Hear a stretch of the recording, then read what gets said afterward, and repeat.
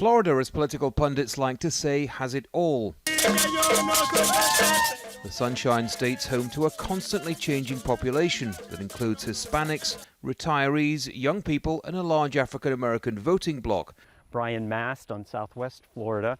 That seat has also flipped between Republican Associate and Professor Democrat of Political Science AUBREY JEWETT says Florida is the definition of a bellwether state. And so Florida really does represent that swing nature of American politics, going back and forth from Republican to Democrat, and the diversity that you're beginning to see in the United States is really reflected in Florida as well.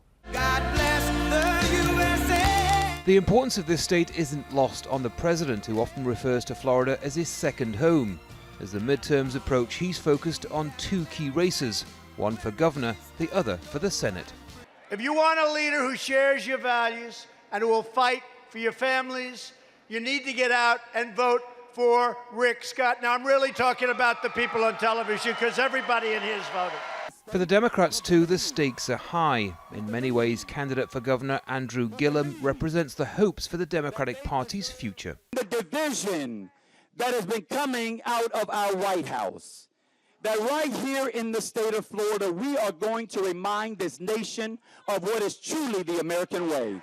In a state still recovering from Hurricane Michael and plagued by environmental issues, there's a lot on voters' minds, and the races are tight. Senator Bill Nelson has been in office for more than 40 years and is now in the race of his career. If Florida is a reflection of the nation's mood, then the two key races here for governor and the Senate are deeply relevant. In the governor's race, it's neck and neck between DeSantis and GILLUM, and it's the same for Scott and Nelson for the Senate. These races are literally down to the wire. And in Florida, as ever, it's independents who may hold the key. As election results begin to come in on Tuesday, Florida will be watched closely.